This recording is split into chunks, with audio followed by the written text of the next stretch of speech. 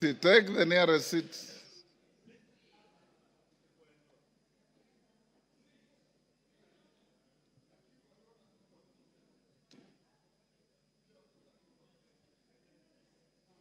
Kiplagat, take the nearest seat. Honorable members, I have 3 communications to make. 2 I'll make now. The third one I'll make after 30 minutes. The first one is a message from the Senate.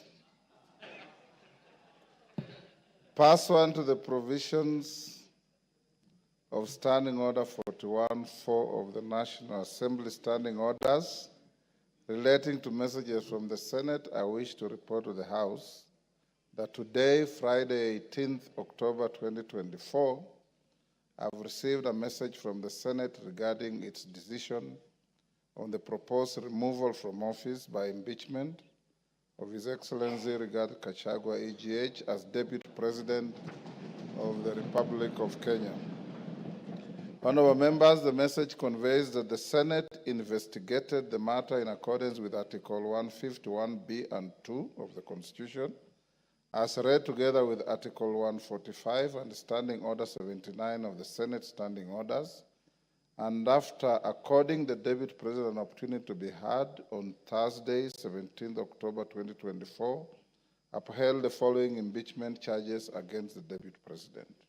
Ground 1, gross violation of Articles 10(2)(a), (b), and (c), 27(4), 731(a) and 2(b), 75(1)(c), and 29(2) of the Constitution and Article 147(1), as read together with Article 131, 2C and D of the Constitution. 2. Ground 4, gross violation of Article 161 of the Constitution on the institutional and decisional independence of judges. Ground 5, gross violation of Article 31 and 148(5)(a) of the Constitution on the fidelity to the oath of office and allegiance. Ground 6, serious reasons to believe that His Excellency the Deputy President has committed crimes under Sections 13(1)(a) and 62 of the National Cohesion and Integration Act. And ground 9, gross misconduct that is incompatible with the high calling and dignified status of the office of the Deputy President and a member of the Cabinet and the National Security Council. His Excellency the Deputy President has publicly attacked and undermined the work of the National Security Intelligence Service and its officers. Honorable members, you will recall that on Tuesday, 8th October 2024, 282 members, being more than 2/3 of the members of the National Assembly, voted in support of the special motion for the proposed removal from office by impeachment of His Excellency Rigathi Gachagua, EGH, the Deputy President of the Republic of Kenya, on 11 grounds. The upholding by the Senate of 5 impeachment charges out of those set out in the special motion therefore concludes the consideration of the process as provided in Article 145 of the Constitution. The House is accordingly informed. Honorable members, in furtherance to this, there is a message that is being prepared to be delivered in the next few minutes. Honorable members, the second communication is on the appointment of members to a mediation committee of the Division of Revenue Amendment Bill. Honorable members, as you are aware, on Wednesday, 16th October 2024, the House rejected the motion on consideration of the Senate amendments to the Division of Revenue Amendment Bill, National Assembly Bill number 38 of 2024. This decision essentially committed the bill to to a mediation committee in accordance with the provisions of Article 112 of the Constitution and Standing Order 149. Honorable members, Article 113 of the Constitution requires that wherever bill is referred to a mediation committee, the speakers of the Houses of Parliament shall pass from both houses to attempt to develop a version of the bill for consideration by Houses of Parliament. In this regard, honorable members, having consulted with the leader of the majority party and the leader of the minority party, I have appointed the following members to represent the National Assembly in the Mediation Committee on the Division of Revenue Amendment Bill 2024.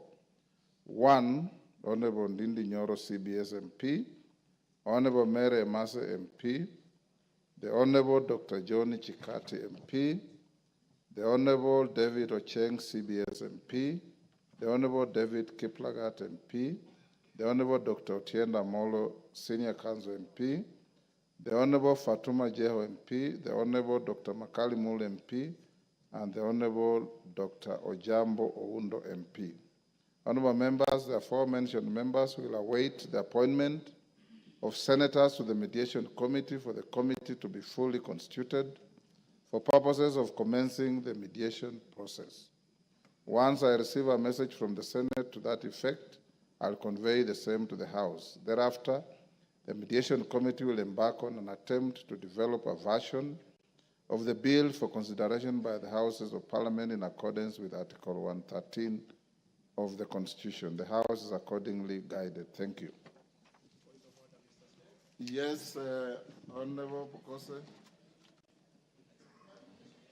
Honorable Speaker, Article 149 of the Constitution provides that within 14 days after a vacancy in the office of the Deputy President arises, the President shall nominate a person to fill the vacancy, and the National Assembly shall vote on the nomination within 60 days after receiving it. Honorable Speaker, recently in passing the special motion for impeachment of the Deputy President, you guided us that we required at least 233 of us being two-thirds of the members of this House. Order, Honorable Bukose. To pass this motion. And you jumping the gun? No, I'm just seeking your guidance, Honorable Speaker, okay, whether we need the same threshold in this case. Okay, go on. So, Honorable Speaker, is the same voting threshold applicable in this case? I seek your guidance following your communication from the Senate. You are still jumping the gun. Okay. We have a communication from the Senate which requires no comment. Okay. When I give the next message, that is when you will be able to seek that clarification. Thank you. You are guided. Hold your horses. Next.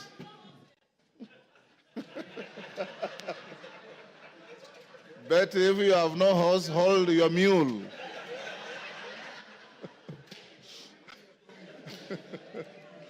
Hold your mule.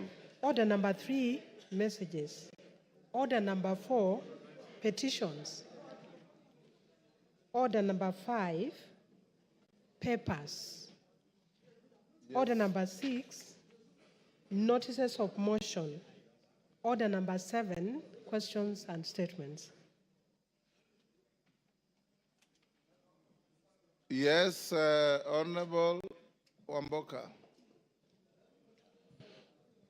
Honorable Speaker, yesterday you guided that today morning the chairman of Education Committee was supposed to bring a response with regard to opening of Moi University. Kindly, I seek your indulgence, Honorable Chair, so that... Which chair? The chair, Meli. Yes. So, Honorable Speaker, I seek your indulgence so that we can have that university opened. Thank you. Honorable members, that 2 chairmen are directed to bring preliminary statements this morning. Honorable Meli on Moi University, and I think Raso, did I also direct you to bring something? Let's start with Meli.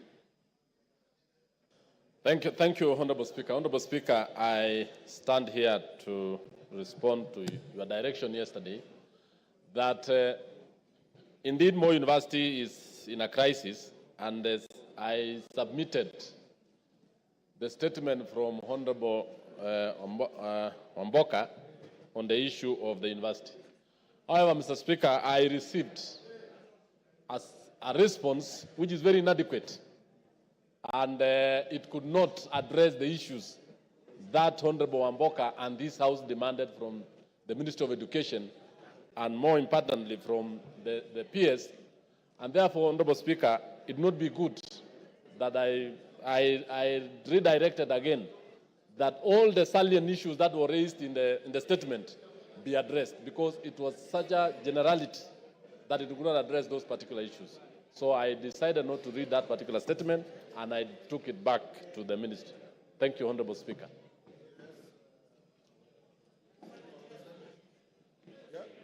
Yeah. Is it on the same issue? Yes, I wanted to Go ahead. Yes. Mr. Speaker, the issue of Moi University is a very serious issue, and especially destroying the lives of our professionals and our professors who have done a great job in going to school to be able to teach our children. Mr. Speaker, we want the ministry to take seriously this matter, because taking it lightly, and yet we are talking about the lives of people who are working there. They have lost their pensions, they don't have an increment of salaries, and they have been put on CRB. Almost all lecturers who took loans, the university is not paying. So we need that thing resolved as soon as possible, Mr. Speaker. Thank you. Cases. Yes. Thank you so much, Mr. Speaker. I rise knowing that Keses constituency is where Moi University is situated. And as we seek the information through the Chair of Education, I wish to reiterate an issue that has not been talked about for quite some time, that Moi University, being the only second university in the Republic of Kenya, has facilitated establishment of more than 9 other universities, fully pledged universities.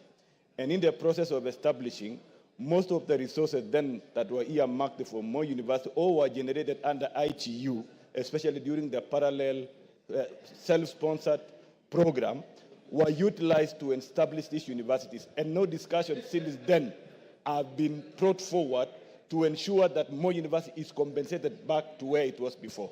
And I want to raise this one, that the committee, as they are looking at, they should also be able to tell us how much resources were channeled out or were siphoned out to establish the other universities, and no discussion has been discussed to ensure that Moi University is reinstated back to where it was. Order, Meli, you are out of order. A university opening another campus elsewhere does not amount to siphoning money. It's expansion, and it's a program that grows education. How does that become siphoning money? Thank you. Maybe, okay, I withdraw that statement. But Yes. still, the point here, Mr. Speaker, is that the Committee on Education should be able to come up and inform this Honorable House what shall then be done. I know for a fact Yes. that Moi University produced Kakamega Most University. That Most then produced Kibabi. That has nothing to do with siphoning money at all. Yes, Ocheng? Yes. Ocheng? The Honorable Speaker, the issue of Moi University is already happening, Mr. Speaker. Mr. Speaker, that the university is closed and there's no urgency, there is no effort towards reopening it immediately, Mr. Speaker, it's a scandal. Mr. Speaker, as the ministry and as the committee concerned brings a proper statement to this House, Mr. Speaker, could they tell us the root cause? If it is tribalism, let us be told so that that is sorted out. If it is ethnicity, if it's bad management, let us be told that that is sorted out. If we will not run that university if you don't get to the root cause of the problem, Mr. Speaker. Mr. Speaker, it's such a deep rot that any assuaging or any boil lancing will not help. Let's get to the root of the matter, Mr. Speaker. Let the committee dive into this matter and deal with it squarely. But as even when they are teaching, Mr. Speaker, could we get a date, a definite date when the children, the students will go back to school, Mr. Speaker? Thank you. Deputy Speaker. Thank you, Honorable Speaker, for allowing me to be able to speak on this point. The issue of Moi University is very simple and it's in public knowledge. Moi University was one university. Then what it did is it took loans and invested in building a satellite university, which is now Eldoret University. It also built Maseno. It also built another one in Karatina. It also and other places. So what happened is they put in their resources into those universities. Then unfortunately for them, those universities received charters and became independent and went with their money. And therefore they were left with no resources at all. Then what happened is that those universities, once they received their own charters, they decided to hire their own human resources and sent back all the employees back to Moi University. So Moi University now is left with human resource glut that is full over there. They also have debts that they are not able to pay.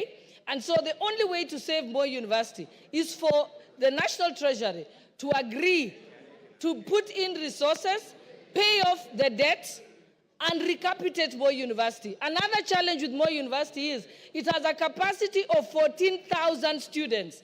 But at the moment, under the COOPS program, they only get 5,000 students. With 5,000 students, they are not capable of being able to run, even to break even. They need a minimum of 10,000 students to be able to receive sufficient resources to be able to run the university. So we need to just look at it pragmatically and decide that money has to be put into Moi University for it to come back on its feet. Thank you, Honorable Speaker.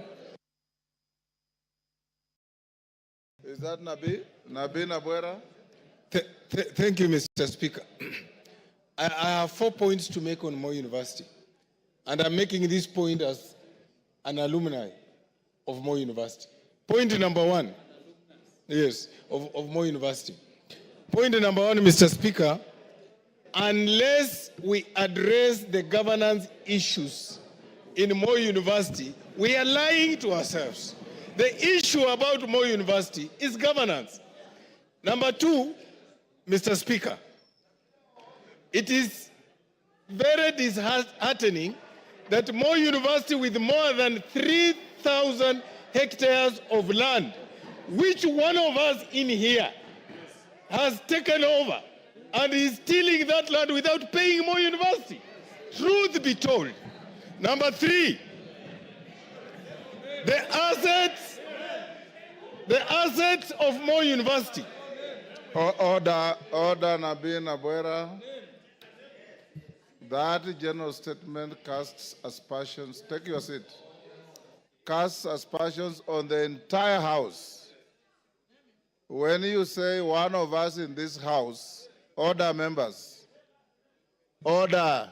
Rindikiri, take your seat. When you say one of us in this House is tilling 3,000 acres of Moi University, one of us includes the Speaker. I am not doing any such thing. Yes. I'm doing no such thing. So you must be responsible for what you are saying. If you have no facts, that statement will be struck off from the Hansard. Mr. Speaker, yes. I promise to come with evidence, then I will name the person. When will you bring the evidence? 2 weeks. On the first day of order, on the first day of resumption after the short recess, Mr. Speaker, you must bring evidence to the House. Yes, I will. Go on. I undertake. The third point, Mr. Speaker, on the issue of students' capacity of Moi University. It has something to do with how well the university is run. There is nothing KUSP can do. If the students know Moi University is poorly run, they will not apply to go to that university. They cannot be forced to go to a university which is poorly run. Therefore, Mr. Speaker, I'm calling upon the Minister of Education, and especially the Council of University Education, to do its role of quality assurance, to do its role of ensuring that they supervise the university, so that that university goes back to where it was. Thank you, Mr. Speaker. Yes, Kenyan. Thank you, Mr. Speaker. Mr. Speaker, as alumni of Moi University, and as the first alumni ever to be elected to a public office, Mr. Speaker, I'm actually shocked, dismayed, and flabbergasted to see that giant institution today struggling. Mr. Speaker, we must call a spade a spade.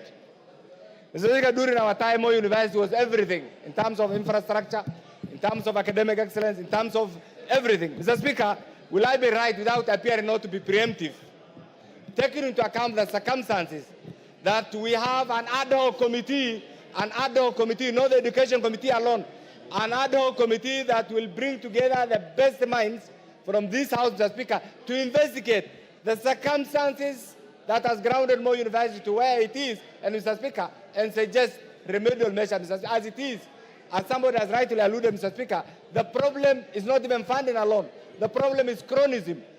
The problem is abuse, Mr. Speaker, and we are all aware of the history of this university. Mr. Speaker, once and for all, we must side with Moi University so that Moi University does not join the league of institutions that have been run down, Mr. Speaker. Mr. Speaker, I beg your indulgence to allow us to bring a committee, an ad hoc committee, so that this issue can be dealt with once and for all and comprehensively. Thank you, Mr. Speaker. Yes, Mandazi. Thank you so much. Speaker, as one of the graduates of Moi University, I'm really disappointed with the way the university is being managed as at now. Mr. Speaker, I got the name Mandazi from Moi University when it was a university then. I want to say, Mr. Speaker, what Moi University is suffering is the issue of governance. Number two, Mr. Speaker, management in the university has to be sorted out.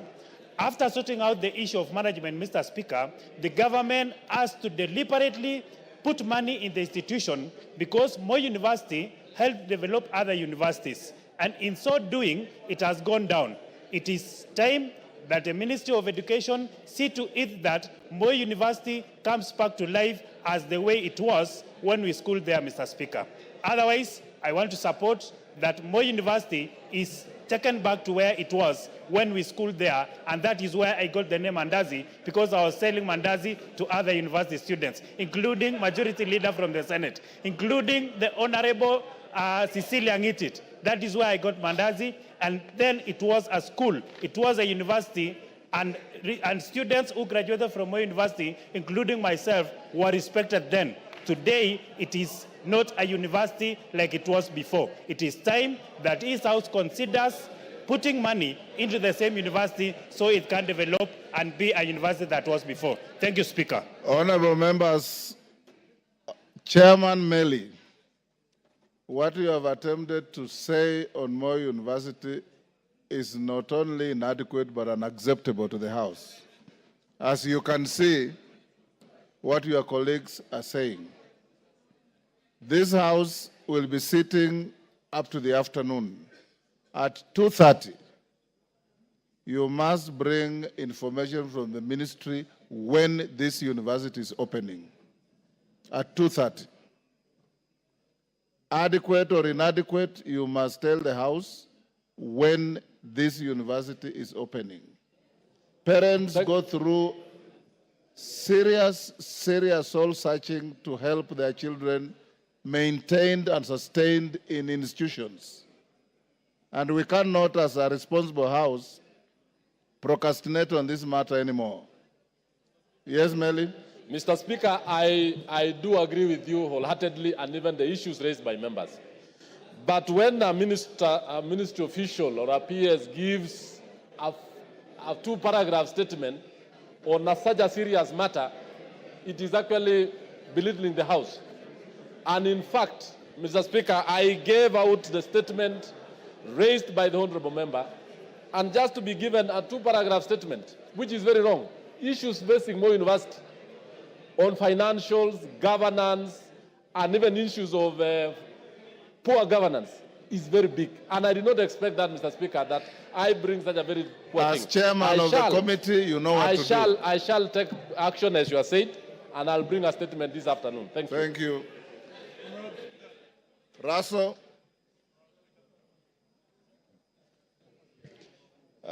Thank you very much, Honorable Speaker. Honorable Speaker, the statement that was raised yesterday by Honorable Chonga from the floor of the House, there is enough evidence that what the Honorable member raised, the county commissioner, the DCCs, all of them are aware. And indeed, that family, because they don't have enough, the man who had the resources had to throw them out of that land. So it has been confirmed to that extent. Is Chonga in the house? Is Ken Chonga in the house? That was his statement, right? Yes. So for that reason, Honorable Speaker, the task that you gave me is that the county commissioner and the DCC are going to sit this morning, and they are going to deliberate on this matter as far as removal of that family from their land is concerned. But what they have also confirmed, the matter is in court. What everybody was wondering is how the family was thrown out of their homestead. So for that reason, the ministry and the county commissioner is seized of that matter, and in the next 1-2 days, they are going to give us feedback that the family is restored back to their homestead. That is what we have gathered so far, Honorable Speaker, but we'll also not leave it to that, we'll follow it up. Thank you, Honorable Speaker. Honorable Ken Chonga is not in the house, so we'll leave it there. Yes, Chairman. I know my very able chair had actually made the preliminary report on the same, but I've just got the information or the report from the ministry that the report can be even ready as this afternoon. Yes. You'll deliver a statement in the afternoon? Yes. Excellent.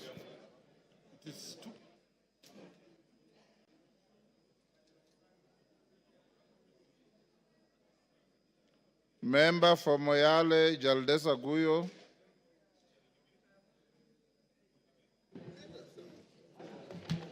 Thank you, Mr. Speaker. Honorable Speaker, pursuant to the provisions of Standing Order 44-2C, I rise to request for a statement from the chairperson of the Departmental Committee on Internal Security and National Administration regarding the reopening of Illo Gold Mine in the Bell Moyale constituency. Honorable Speaker, in 2023, the residents of Moyale discovered traces of gold in the Illo area of Dabel, Marsabit County, following a prolonged drought from 2021 to 2023, during which pastoralists lost more than 80% of their livestock. The discovery of the Illo gold mine offered a new lifeline and an alternative means of livelihood for the community. However, in March 2024, a disagreement between two artisanal miners resulted in the tragic loss of lives. Consequently, the Ministry of Interior and National Administration ordered a 30-day closure of the gold mine, citing insecurity and the absence of proper administrative and structures to manage the site for the welfare of the community and other stakeholders. Honorable Speaker, since the closure, several positive developments have taken place. Community organizations have transformed into cooperatives to oversee the administration and management of their natural resource. Unfortunately, it's alleged that some members of the security agencies have begun engaging in illegal mining activities in the area, providing misleading response to justify the continued closure, thereby excluding the residents and benefiting from the residents from benefiting from the situation. In September 2024, Marsabit County leaders met with the Cabinet Secretary for Ministry of Interior and National Administration to discuss the reopening of the Illo gold mine and other security concerns. Although there was an unanimous agreement to reopen the mine, just 2 weeks later, the Cabinet Secretary extended the closure by another 30 days, further disadvantaging the local community. Honorable Speaker, it's against this background that I request for a statement from the Chairperson of the Departmental Committee on Internal Security and National Administration on the following. One, a report on the status on progress toward the reopening of the Illo gold mine. Number two, actions being taken by the Ministry of Interior and National Administration to facilitate the reopening of the Illo gold mine, along with the implementation of necessary administrative and security structures to safeguard lives, property, and the welfare of the local community. And finally, efforts to ensure that the cooperative established by the residents are recognized by the as the legitimate artisanal miners. Thank you, Mr. Speaker. Order, honorable members. Clerk will go back to order number 3. Order, members, take your seats. Order number 3, messages. Members on their feet, take your seats. Order, honorable members, take your seats. Honorable members, I have a message from the President on the nomination of Professor Kithure Kindiki, EGH, to fill the vacancy in the office of the Deputy President of the Republic of Kenya. Order. Order, members. Honorable members, pursuant to the provisions of Standing Order 42.1, I wish to report to the House that today morning I have received a message from His Excellency the President regarding the nomination of Professor Kithure Kindiki, EGH, to fill the vacancy which has occurred in the office of the Deputy President of the Republic of Kenya following the impeachment of the previous office holder. Honorable members, as you are aware, Article 149(1) of the Constitution provides as follows, and I quote, "Within 14 days after vacancy in the office of the Deputy President arises, the President shall nominate a person to fill the vacancy, and the National Assembly shall vote on the nomination within 60 days after receiving it." Honorable members, as you are aware, for a person to hold the office of Deputy President, the person must meet the requirements specified in Article 148, as read together with Article 137 of the Constitution.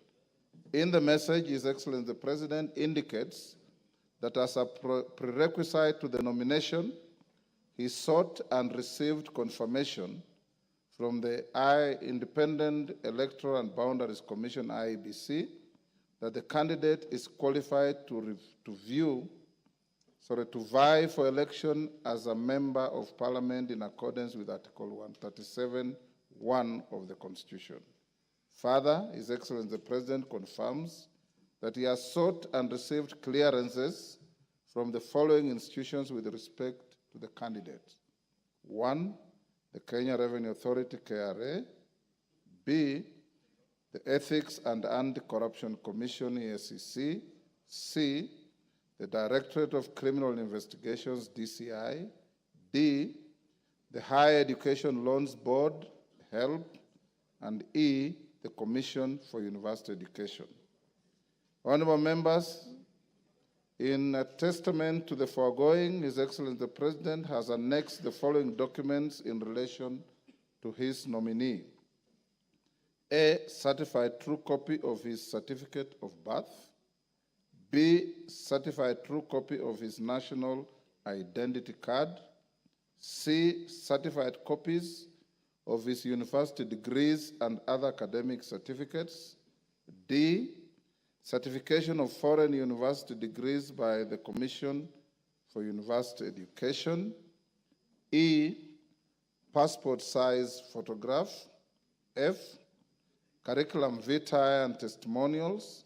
G, confirmation of compliance with Article 137 of the Constitution from the Independent Electoral and Boundaries Commission, IEBC. H, confirmation of citizen status by the National Registration Bureau, Office of the Registrar of Persons. I, confirmation of membership status in a political party from the Office of the Registrar of Political Parties, ORPP. J, policy party membership confirmation from the United Democratic Alliance, UDA.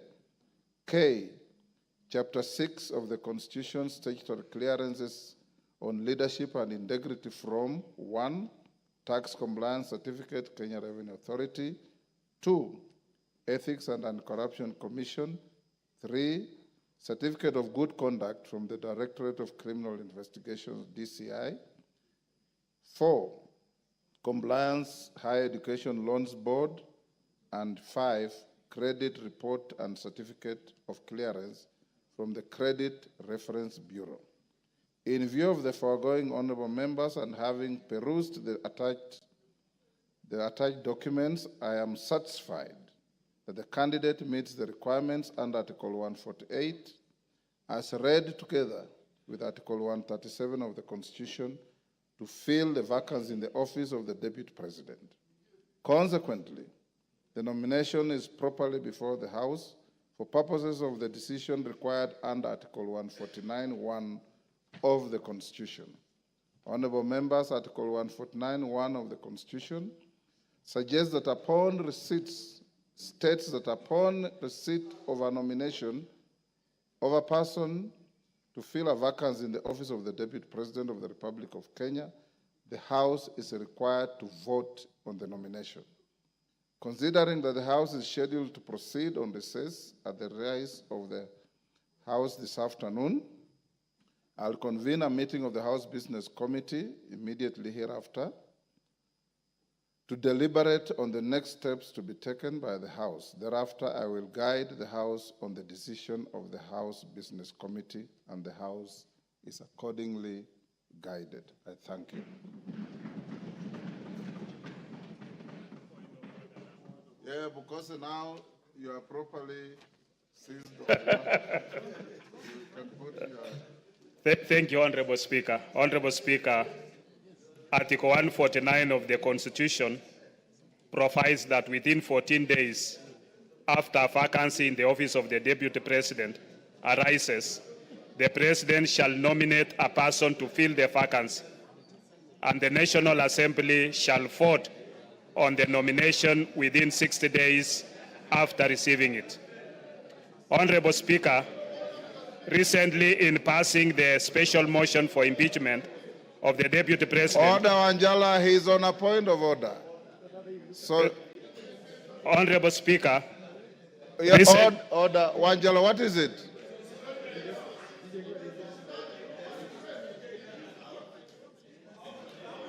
Order, Honorable Shinali.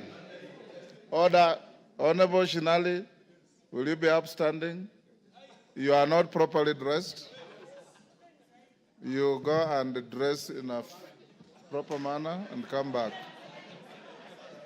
Who else? Honorable Zahir. You are no.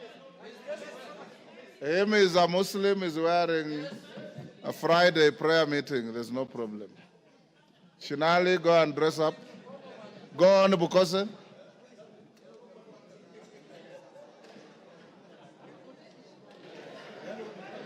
Honorable Speaker, recently in passing the special motion for impeachment of the Deputy President, you guided us that we required at least 2/3, that is 233 members, of us being 2/3 of the House to pass the motion. Honorable Speaker, is the same voting threshold applicable in this case? I seek your guidance of the matter. Thank you, Honorable Speaker. Thank you. Honorable Nyikal.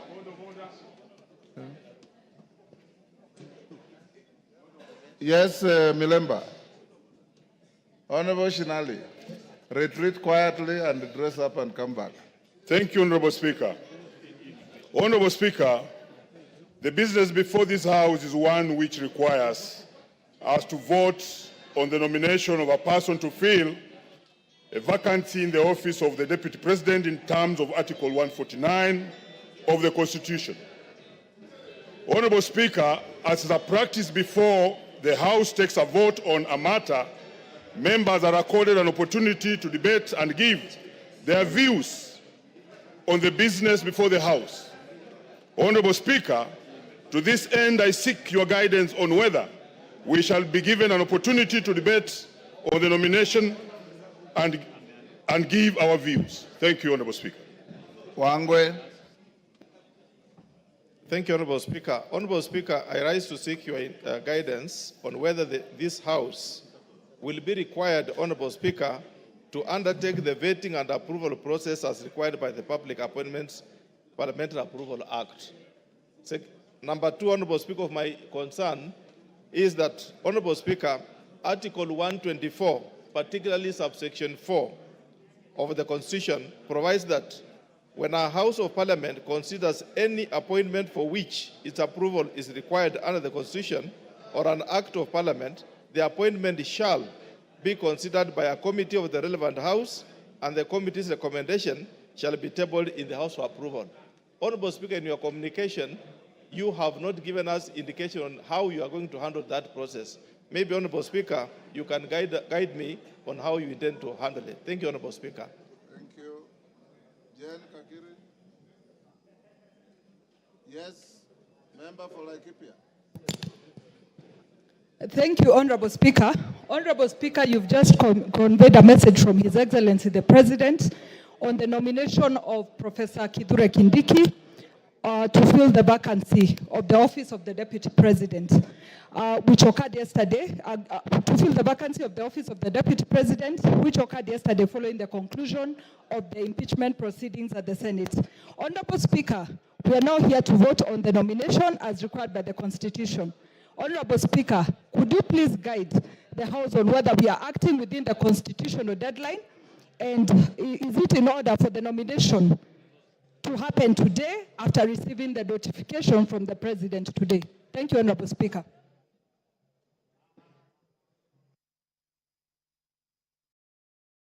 With those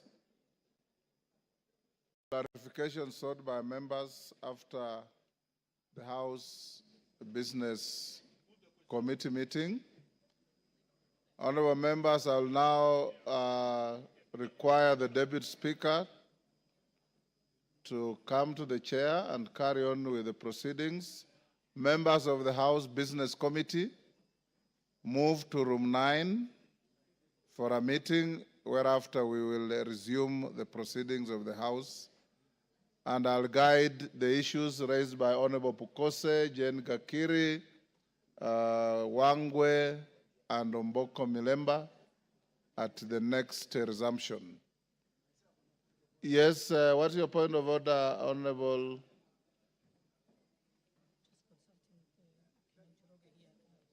Thank you, Honorable Speaker. Honorable Speaker, I want to join my very good friend, the Honorable Pukose,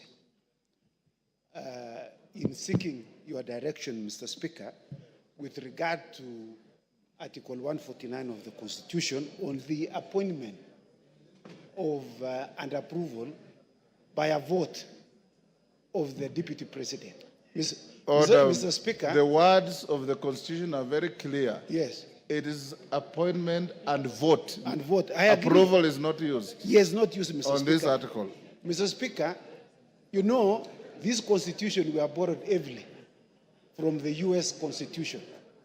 The 25th Amendment of the U.S. Constitution, which was passed in 1967, has a similar provision that provides that a vice president shall be appointed, shall be nominated by the president and approved by a vote by the House. It uses the words confirmation, Mr. Speaker. Previously in the United States, Mr. Speaker, before the 25th Amendment, there was no similar provision. In fact, there was, in the past, before 1967, there was a cumulative of 37 years when there was no vice president, when one either passed away or one was appointed as became the president. And so, Mr. Speaker, we would like you to express yourself with regard to this issue. What is the threshold? On the removal of the deputy president is 2/3. So is the approval or by vote of the deputy president 2/3? Because it's not provided in the Constitution. Honorable Chepkonga. Yes. If you are paying attention, you are saying exactly what Bukose said. Oh, I'd walked out. And you are sitting next to him. No, I walked out, Mr. Speaker. Yes. I walked out. So word for word, what you are asking me to say. Yeah, he has stolen from me, Mr. Oh. Speaker. Yes. Yes, Wamboka. DK, if you want to catch the speaker's eye, there's no provision for you to stand up. You sit and I'll give you. Yes, Wamboka, member for Bumula. Honorable Speaker, as you are aware, Article 118 of the Constitution requires this House to facilitate public participation in its legislative and other business of the House. Honorable Speaker, the issue of public participation is a sensitive matter which has often attracted debate and court challenges. Indeed, our recent experience in considering the special motion for removal of the Deputy President made us even appreciate better the need for public participation. Honorable Speaker, with this in mind, please guide this House on whether we shall be expected to conduct public participation in voting for the nomination to fill the vacancy in the office of the Deputy President. Thank you. DK. Thank you, Mr. Speaker. I'm rising on a point of order, still on the same issue that I need your guidance. Looking at His Excellency the nominee, we just vetted not more than 2 months ago, and that implies not more than 6 months ago. And the questionnaire that is expected is still the questionnaire that we used. Why don't we use the same motion and we use the same output and we just put the motion and we put the question and we finish today? Thank you. Drought. Yes. Thank you, Mr. Speaker. Mr. Speaker, it's great that Honorable Kithure Kindiki has been nominated by the President. My question is, Mr. Speaker, will IEBC have to be involved as the same was done during the election, or it is not a factor in this case? While I congratulate Kithure Kindiki for nomination. Donya, what is it? Mr. Speaker. On the same issue? Yeah, on the same issue. Go ahead. He's saying that we use the same questionnaire that he used as the interior for the position of the Deputy President. He's incorrect because you cannot use the same questions when it is a different docket. He's out of order. Thank Mr. you for Speaker. helping the Speaker. Yes, member for Langata.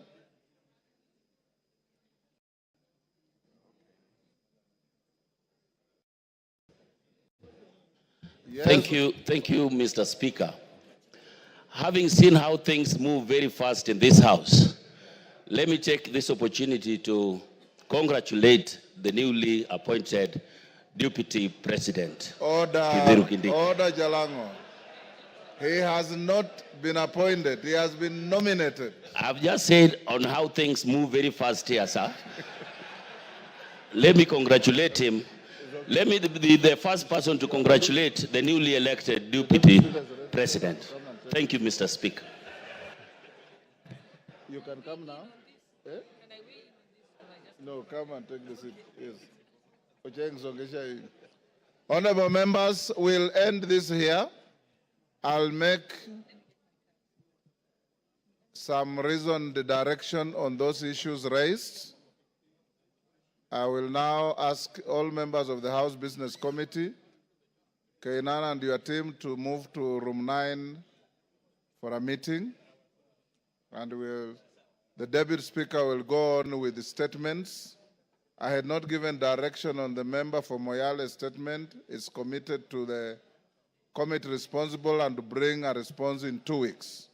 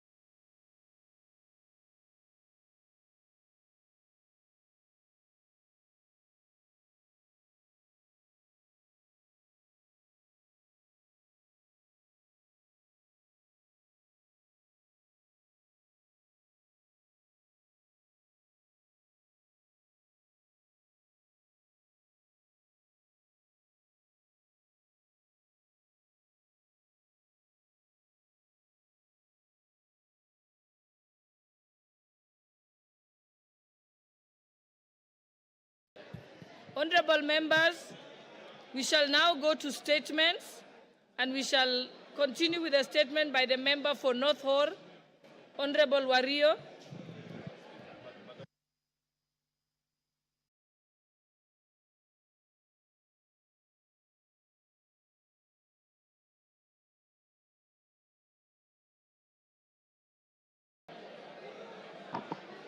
Thank you, Honorable Speaker. Honorable Speaker, pursuant to the provision of Standing Orders 44.2c. Order, honorable members. Order, honorable members. Order, honorable members.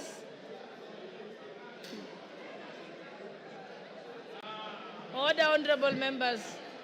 Honorable Wario, you may proceed. Honorable Speaker, pursuant to the provision of Standing Orders 44.2c, I rise to request for a statement for the chairpersons of the Departmental Committee on Agriculture and Livestock and Departmental Committee on Regional Development regarding the perpetual drought crisis and resultant loss of lives and livelihoods in arid and semi-arid lands, and especially in Northern constituency.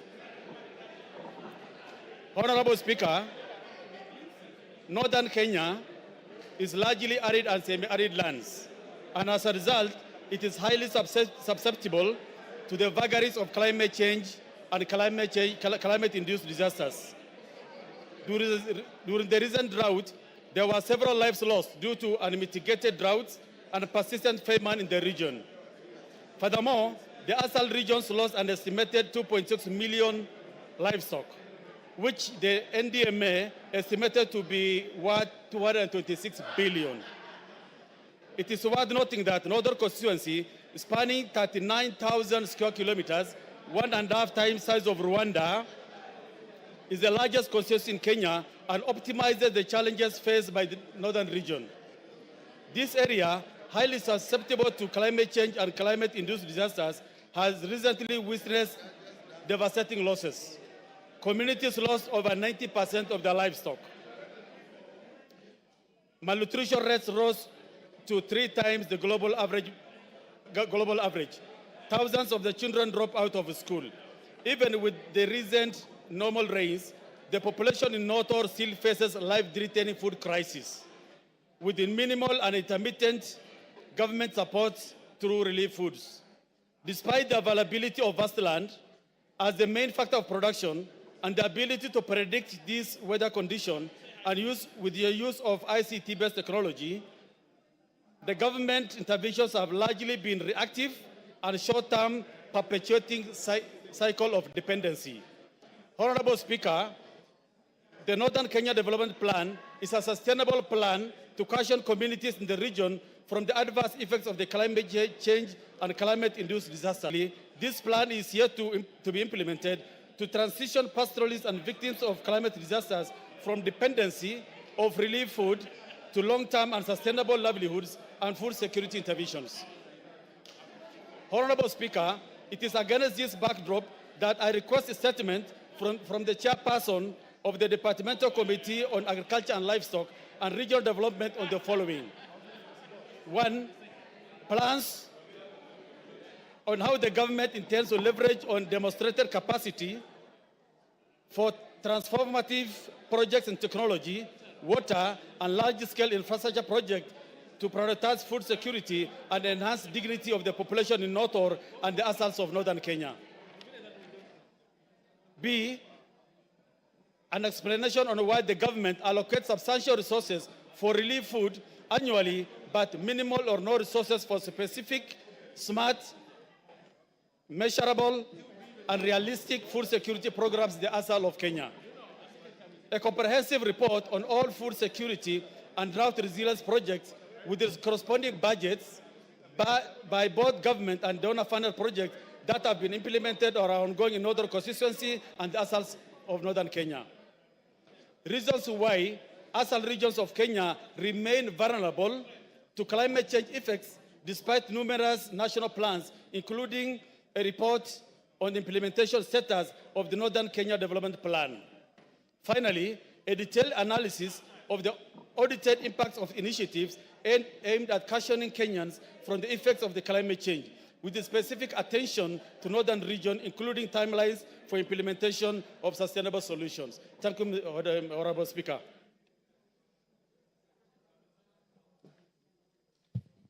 Thank you. That falls under the which committee?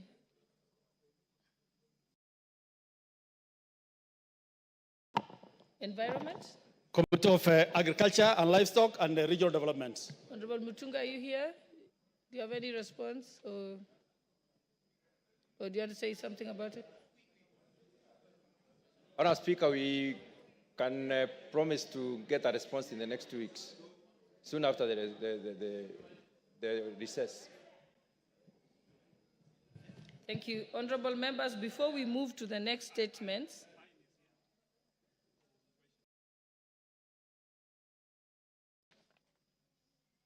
yes, I will come to the questions. What I want to do is, before we continue with the statement, the answers to the statements,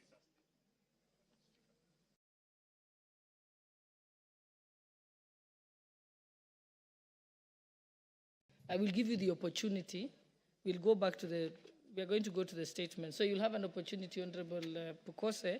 But before we proceed with the statements, allow me to reorder the order paper.